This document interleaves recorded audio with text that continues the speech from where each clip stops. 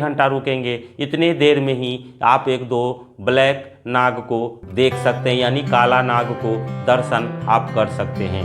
और वहाँ गोगा जी का जो स्थान है वह सर्प देवता के ही नाम से रहता है, जो जाहर वीर के नाम से स्थान था। और गुरु गोरखनाथ का छोटा सा टेम्पल था और एक धूना था। मैं वहाँ जब रहा तो मुझे नहीं लगा कि मैं यहाँ इस बंधन में कैसे रह सकता हूँ, ताकि मुझे जल लाकर प्रतिदिन तो कोई नहीं ही दे सकता, क्योंकि यह कार्य किसी एक आदमी के लिए बहुत ही भयावह है, क्योंकि वह कहीं चला जाएगा तो फिर कौन पानी लाएगा, ये बड़ी समस्या थी।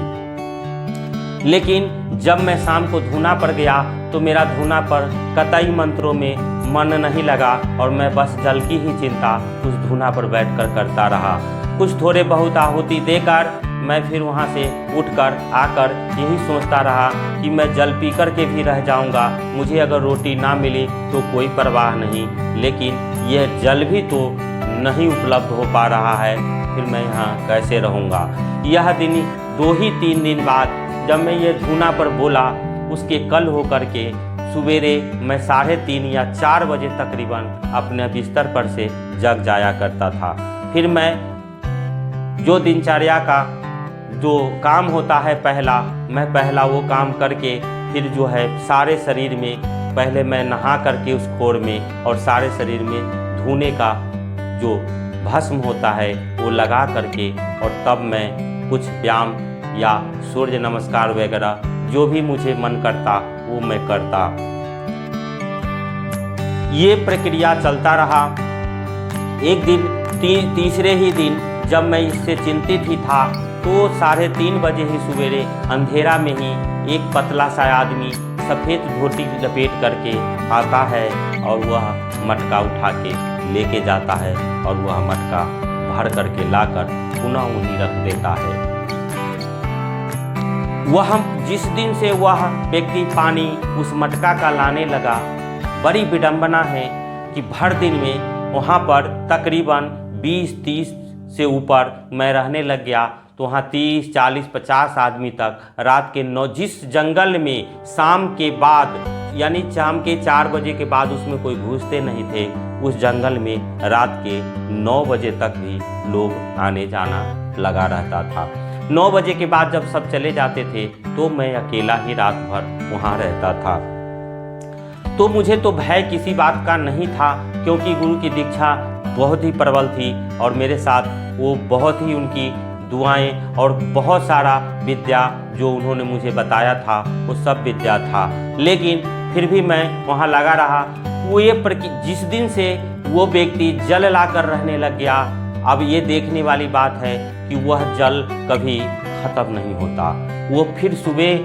3:30-4 बजे ही लाता और हमारी उसकी बात कभी नहीं होता, क्योंकि जब मैं बिस्तर से उठता, और आज भी मेरा यह बहुत ही बड़ा समस्या है, मैं उठता हूँ तो सीधा सबसे पहले बाथरूम ही जाता हूँ, और वही प्रक्रिया मेरा वहाँ भी था। अगर मैं बिस्तर पर से उठ गया तो मैं 1 मिनट भी वेट नहीं करता, क्योंकि मुझे सबसे पहले जो काम है वही करने जाऊँगा।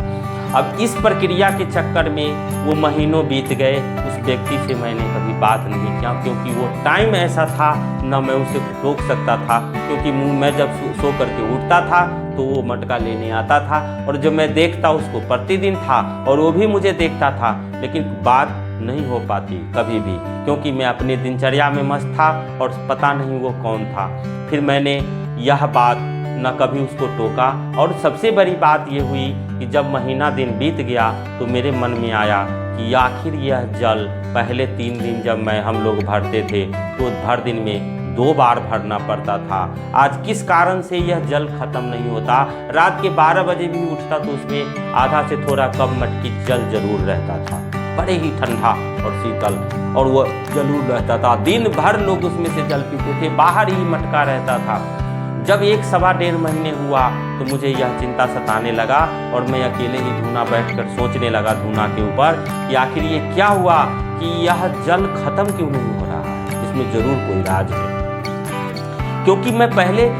क्यों शुरू में 2 ही 3 4 लोग आते थे तो जल खत्म हो जाता था। आज इतने सारे लोग आने लगे, सब जल पीते हैं और ये जल जो है कभी रात तक ख़त्म नहीं होता, ये कल सवेरे तक वही रहते। फिर मैं कुछ ही दिनों में वहाँ पर भंडारा शुरू किया और वह भंडारा था कढ़ी और चावल का। वह भंडारा मैं वहाँ 1.25 साल रहा और वह भंडारा चलता रहा। हर गुरुवार को वो भंडारा होता और झज्जर से कुछ भगत वो छोटा पिकअप, छोटा हाथी पे सारा